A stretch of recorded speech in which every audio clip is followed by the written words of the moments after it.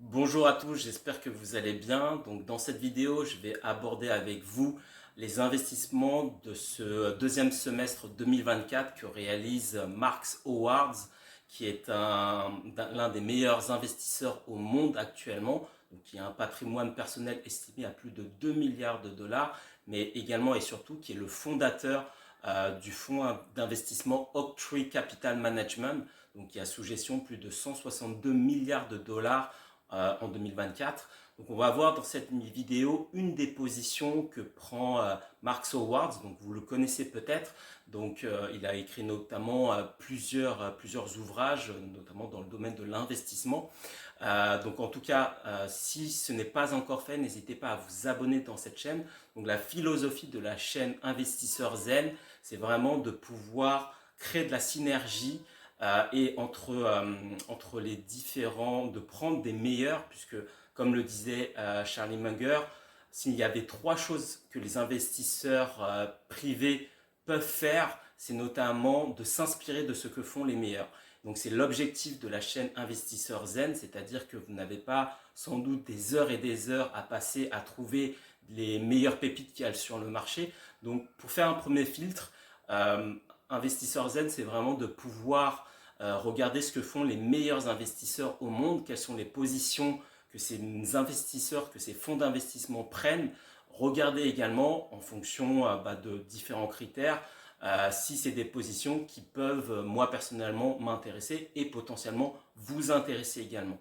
Donc c'est l'objet de la chaîne Investisseur Zen, d'en faire l'analyse fondamentale de ces entreprises-là, une vision macroéconomique, l'analyse également technique, de faire la synergie, la combinaison des deux et associer à cela une vision également liée à la psychologie de marché. Voilà, donc du coup, on va voir tout de suite maintenant l'une de ces entreprises. Alors, on va voir dans cette partie de vidéo l'une des trois nouvelles positions qu'a pris Marks Awards. Donc, l'une de ces positions est Trips.com, donc Tcom.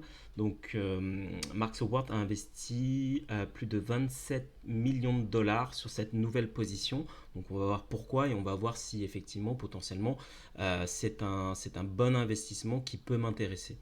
Donc ce qu'on voit déjà, si on prend l'analyse fondamentale, donc c'est une entreprise qui est cotée à plus de 31 milliards de dollars. Donc quelques éléments également intéressants qu'on peut regarder, c'est le RE, le Return on Equity. Donc là actuellement on est à plus de 11,36%. Donc c'est quoi le RE? Donc grosso modo ça vous donne en fait l'efficience de l'utilisation des capitaux propres. Et donc là ce qu'on voit c'est qu'on est plutôt sur un ROE intéressant, on est sur plus de 10% de ROE, donc on voit que les capitaux propres sont utilisés de manière efficace. Donc ça nous montre aussi en réalité la qualité du management, la qualité opérationnelle. Donc évidemment c'est un facteur parmi tant d'autres. Là on va également creuser pour voir également si cette information est confirmée par d'autres éléments, notamment par rapport au compte de résultats, au bilan et au flux de trésorerie. Donc ce sont ce qu'on appelle les trois piliers des états financiers, hein, le compte de résultats, le bilan et les flux de trésorerie. Chose également intéressante à noter d'un point de vue analyse fondamentale de l'entreprise, c'est que bon, l'entreprise dispose d'une trésorerie quand même plus que confortable puisqu'elle a 89 milliards de dollars en trésorerie, hein, ce qui est quand même énorme. Elle a des dettes effectivement de 60 milliards de dollars.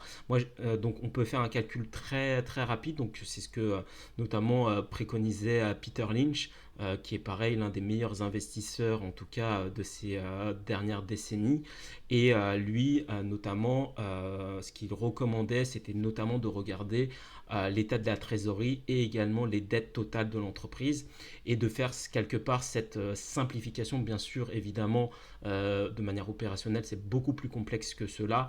Là, on prend un peu des raccourcis, mais ça permet également de vous donner un ordre d'idée. C'est-à-dire que si actuellement, à arrêté comptable, on va dire, on est sur 89 milliards de dollars de trésorerie et que l'entreprise a une dette de 60 milliards, ce que ça nous montre de manière très simplifiée, c'est que là, avec la trésorerie disponible, à l'instant T, on peut rembourser la totalité des dettes. Donc quelque part, quand on achète une action de l'entreprise, on n'achète pas une action qui est fortement endettée. Donc ça, c'est plutôt rassurant également. Donc bien sûr, c'est beaucoup plus complexe que cela, mais en tout cas, cette méthode proposée par Peter Lynch est également plutôt intéressante. Donc maintenant qu'on va creuser de manière un peu plus détaillée le compte de résultat. Donc si vous êtes vraiment novice par rapport à ces notions financières, le compte de résultat, c'est quelque part ce que l'entreprise réalise d'année en année, qu'est-ce qu'elle produit et quelles sont ses charges. Et on va regarder ses réalisations aussi bien opérationnelles, financières et après ce qu'on appelle également exceptionnelles, ce qui nous donne quelque part le compte de résultat, le bénéfice de l'entreprise génère oui ou non des bénéfices.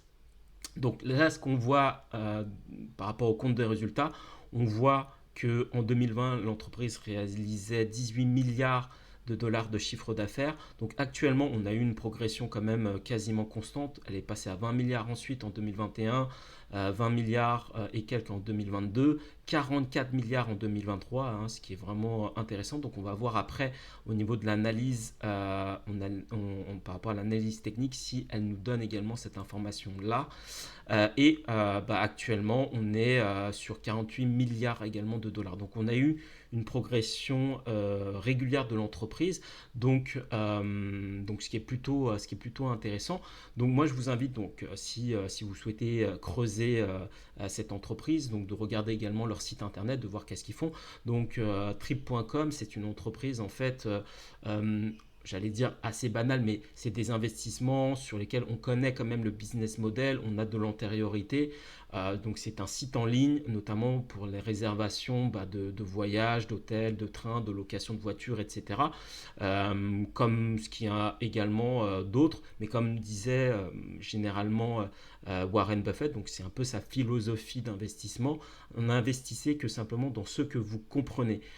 Donc le business model, plus il est simple, plus il est quelque part ennuyant, plus quelque part ça vous permet de savoir où vous mettez votre argent. Quand vous mettez votre argent également par exemple dans des entreprises très technologiques, vous investissez plutôt non pas sur les fondamentaux de l'entreprise, mais potentiellement sur la storytelling de l'entreprise, qui est l'histoire qu'elle raconte. Donc on est plus de l'ordre de la spéculation, donc ce qui est également potentiellement très intéressant. Je ne pense pas qu'il faille faire ce combat entre small cap ou par exemple potentiellement crypto-monnaie et large cap. Je pense qu'il est important de gérer son risque, donc ça c'est la priorité. Tous les meilleurs investisseurs au monde, c'est ce qu'ils vous disent, c'est que dans un premier temps, en premier lieu, le plus important, ce n'est pas d'investir sur les bons chevaux. L'important dans un premier temps, c'est de gérer votre risque. Et le risque, comment on le gère, c'est en mettant quand même, par rapport en tout cas, l'investissement que vous souhaitez réaliser,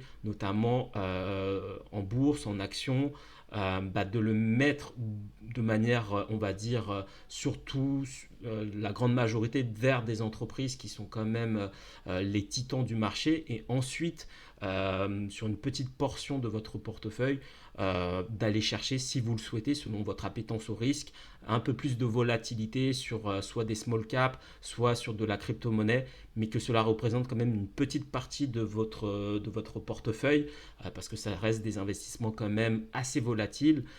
Donc également, selon votre âge, c'est important également dans la crypto-monnaie par exemple, c'est extrêmement volatile, donc il faut avoir le cœur un peu accroché. Donc la priorité de votre portefeuille, à mon sens, c'est de l'investir dans on va dire dans les entreprises saines, les entreprises bien gérées, qui ont des fondamentaux solides, qui génèrent de l'argent, qui ont une excellente trésorerie, etc., etc. Donc c'est la philosophie notamment des grands gestionnaires de fonds. Donc ils font des performances qui sont très bonnes. Donc à mon sens, il est opportun de s'en inspirer. Et dans cette vidéo, ce qu'on regarde notamment sur trip.com, donc c'est une entreprise, on connaît le business model, il ne révolutionne pas le monde, mais c'est une entreprise qui fait de l'argent.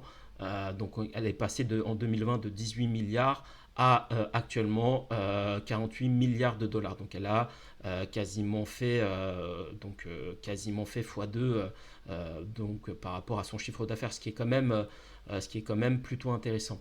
Quand on va un peu plus loin, ce qu'on voit également, c'est que l'entreprise, d'un point de vue opérationnel, ce qu'on appelle le bénéfice d'exploitation, le résultat d'exploitation, on voit que l'entreprise génère sur les 48 milliards de dollars, 13 milliards, un peu plus de 13 milliards de dollars en bénéfices opérationnels.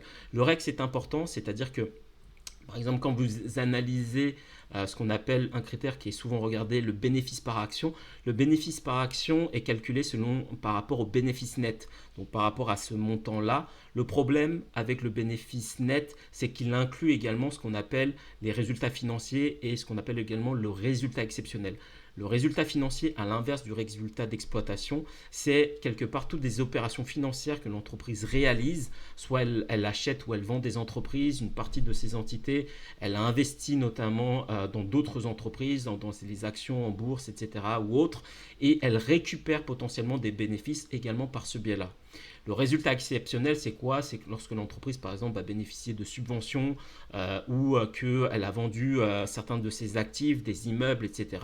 Donc, elle va récupérer également, elle va générer du bénéfice, mais elle est dite exceptionnelle. Donc, quand on analyse une entreprise, c'est opportun de différencier le bénéfice net, qui est important aussi à regarder, mais également le résultat d'exploitation qui nous donne la performance opérationnelle de l'entreprise. Donc là, ce qu'on voit, c'est que Trip.com fait 48 milliards de dollars et qu'elle génère en bénéfice 13 milliards de dollars. En bénéfice net, on est plutôt confortable également, puisque là, on est sur 14 milliards de dollars de bénéfices nets. Donc, c'est quand même une entreprise qui est bien gérée. Donc, ce qu'on a vu tout à l'heure au niveau du ROE, du Return on Equity, qui nous donne là, quelque part de plus de 10%, qui nous donne finalement, d'un point de vue opérationnel, finalement la qualité de gestion opérationnelle de l'organisation, du management. Donc, c'est plutôt à ce niveau-là, c'est plutôt rassurant. Ensuite, lorsqu'on va un peu plus loin et qu'on regarde cette fois-ci maintenant le bilan de l'entreprise, comme on a pu le voir tout à l'heure, l'entreprise a une trésorerie à arrêté comptable quand même assez solide. En 2020, elle est passée de 42 milliards de dollars à une trésorerie actuelle de 59 milliards de dollars. Bien sûr, certains vous diront que la trésorerie, elle est fluctuante. C'est vrai, elle est à arrêté comptable, mais elle est intéressante également à regarder. Bien sûr, elle fluctue selon ce qu'on appelle les créances clients, les dettes fournisseurs et autres, etc. Mais ça nous donne quand même une dynamique et comme je vous disais, de manière très grossière, de manière très simplifiée, quand on voit que la trésorerie totale régulière d'année en année est supérieure à la dette totale, c'est plutôt rassurant lorsqu'on investit également. Lorsqu'on descend un peu, ce qu'on regarde, c'est que l'entreprise, elle a augmenté également ses actifs. Elle est passée en 2020 à 187 milliards, à actuellement un total d'actifs de 219 milliards de dollars d'actifs, donc ce qui est plutôt pas mal. Donc on voit également que l'entreprise a renforcé ses capitaux propres. Donc ça également, c'est plutôt rassurant. Elle est passée de 100 milliards de capitaux propres à 122 milliards en l'espace de 4 ans. Donc c'est plutôt une entreprise bien gérée. Euh, Au niveau des flux de trésorerie, ce qu'on peut voir d'intéressant ici, ce qu'on voit ici, c'est que effectivement l'entreprise, lorsque une entreprise a beaucoup de cash, donc celle-ci c'est une spécialité de Warren Buffett, lui il aime bien investir dans des entreprises qui rachètent ses propres actions, qui ont une santé financière solide, donc qui font partie des entreprises saines, des titans de leur marché, mais qui font également on va dire, qui rachètent leurs propres actions. Pourquoi c'est intéressant? Puisque une entreprise qui rachète ses propres actions, c'est une entreprise qui croit également en finalement à son entreprise. Et le fait de racheter ses propres actions, fait que du coup, vous avez moins d'actions en circulation. Donc, comme c'est une question d'offre et de la demande, moins il y a d'offres sur le marché, potentiellement, ça fait que du coup, la demande augmente potentiellement. En tout cas, quand vous réduisez l'offre, ça fait potentiellement augmenter les prix. Donc, on est dans ce mécanisme-là. Puisqu'on peut, si on regarde par exemple sur le compte de résultat, là sur les actions moyennes de base, on est sur 600 millions, on est passé à 521 millions. Donc on voit une baisse des actions en circulation. Donc c'est également un point positif. Donc, pour faire un bilan global de l'analyse fondamentale de l'entreprise, on voit que c'est une entreprise qui est bien gérée, qui a une trésorerie solide, qui a un chiffre d'affaires en croissance de manière régulière, qui a un bénéfice d'exploitation en croissance pareil de manière régulière, un bénéfice net également qui est de l'ordre de 14 milliards de dollars, nous donne un ratio du 1 pour 3, 1 pour 4 par rapport du chiffre d'affaires total, ce qui est plutôt pas mal. Euh, on voit que des capitaux propres également en croissance, une entreprise qui rachète ses propres actions. Donc ça nous donne quand même des éléments positifs. Donc maintenant, quand on va regarder l'analyse technique, donc là, pour moi personnellement, je l'avais un peu analysé avant. Donc si je vous reprends depuis le début, euh, donc là, ce qu'on voit déjà, là je suis en monthly, donc une barre représente un mois. Donc ce qu'on voit, c'est que l'entreprise avait connu une baisse depuis 2017, depuis juillet 2017. Quelque chose d'assez simple à faire. À ce moment-là, quand vous voulez regarder un peu la dynamique du price action, donc il vous suffit de tracer une, une ligne de tendance, la trendline, et qui fait que vous pouvez voir ici qu'on a cassé cette ligne de tendance et que là, on rentre actuellement dans une dynamique positive. Donc le prix nous fait des creux et des sommets ascendants. Donc ça nous donne, on voit actuellement qu'on a une cohérence effectivement entre les fondamentaux de l'entreprise et l'analyse technique également. Maintenant, ce qu'on voit, c'est donc en tout cas, Marks Awards, le fait qu'il met, donc ça reste quand même une petite position, en tout cas pour le fonds, puisqu'il gère de mémoire plus de 216 milliards de dollars en actifs sous gestion. Donc 27 millions, ça représente pour eux 0,48% de leur portfolio. Donc ce qui n'est pas énorme, c'est pas une grosse position, encore une fois, évidemment. Eux, ils vont gérer également leurs risques. Mais ça fait partie des nouvelles positions de ce fonds-là au deuxième semestre 2024. Vous avez ici une cohérence entre la dynamique de l'analyse fondamentale, de l'analyse technique. Donc pour moi, à voir potentiellement ce que va nous faire l'entreprise par la suite sur les prochaines années, sur les prochains trimestres. Donc on verra qu'est-ce que l'entreprise va pouvoir nous faire.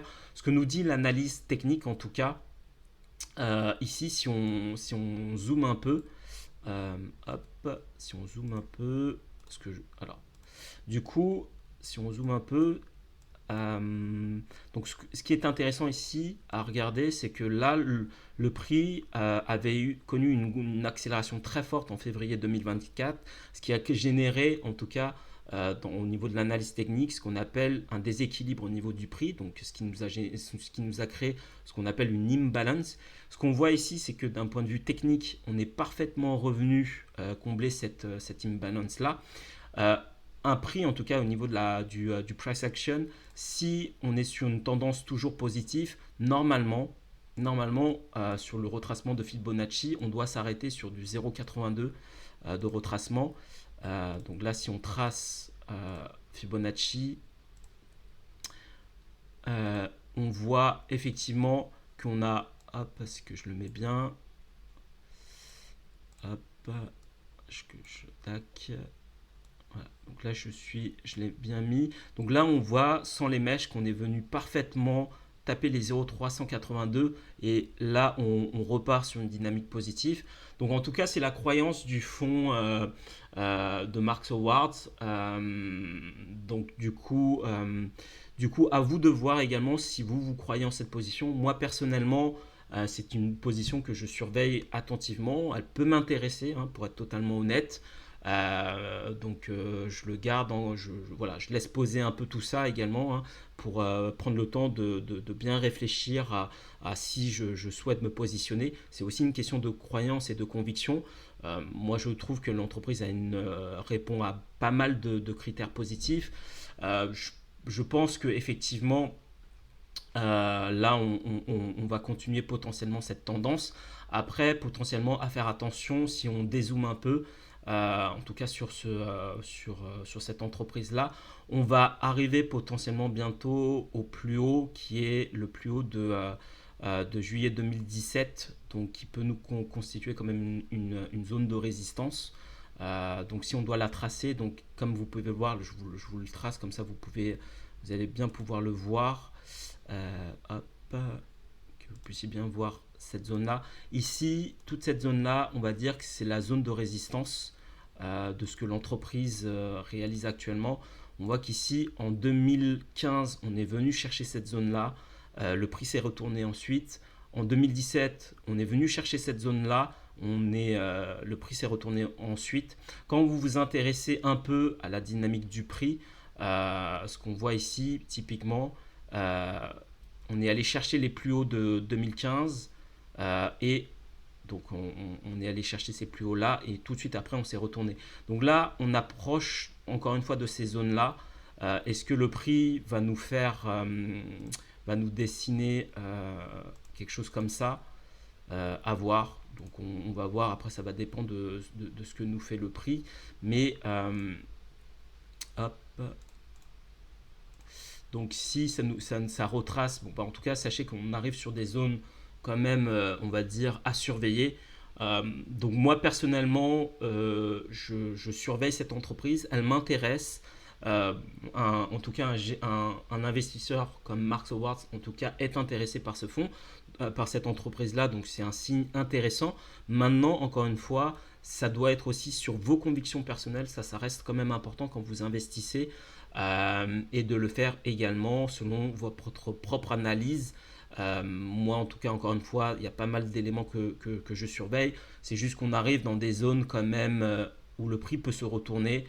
Donc voilà, je le garde en surveillance. Et si on arrive potentiellement à breaker cette zone-là, l'entreprise peut m'intéresser. Voilà, donc c'est ce que je souhaitais partager avec vous aujourd'hui. Pour terminer cette vidéo, donc bon, j'ai décidé de mettre une petite philosophie à la fin de chacune de mes vidéos. Celle-ci, comme je réalise cette vidéo-là et les deux prochaines vidéos vont également être par rapport aux positions d'entrée du fonds Oaktree Management Capital. Donc celle-ci est la première d'une série de 3 vidéos.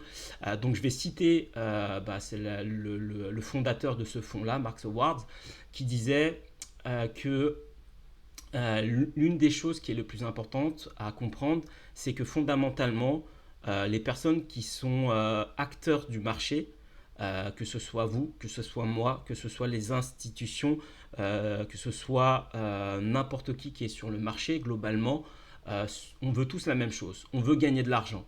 Un certain nombre d'entre vous et peut-être même les institutions sont des gens intelligents. Donc on est en concurrence avec des gens intelligents qui ont le même objectif, qui veulent gagner de l'argent. Donc l'important, c'est pas tant donc du coup, la philosophie derrière ça, c'est de savoir se détacher quelque part, de vouloir absolument gagner et d'associer potentiellement le bonheur avec le fait de gagner plus d'argent qui peut, donc gagner de l'argent c'est sain, c'est une très bonne chose, mais ça peut nous amener vers une déviance qui est la cupidité, là où Marks Awards précise que rares sont ceux en réalité qui associent le bonheur avec l'humilité, la prudence et la sagesse. Et je pense que quand on est investisseur long terme, donc c'est un peu quand vous regardez les grands investisseurs, que ce soit même Warren Buffett, ils ont un peu cette philosophie, ils ont un peu aussi ce profil-là. Ce sont des personnes qui sont assez d'apparence assez simple, qui ont une forme d'humilité, qui ont une très grande prudence, là vous ressentez ça chez eux, et une forme de sagesse également. Et quelque part, pour être un très bon investisseur, si ce n'est un excellent investisseur, il y a potentiellement à chercher de ce côté-là une vision un peu philosophique des choses qui est de ne pas forcément vouloir gagner à tout prix, qui fait qu'on peut holder une position perdante, mais plutôt avoir l'humilité, la prudence et la sagesse comme vision du bonheur également.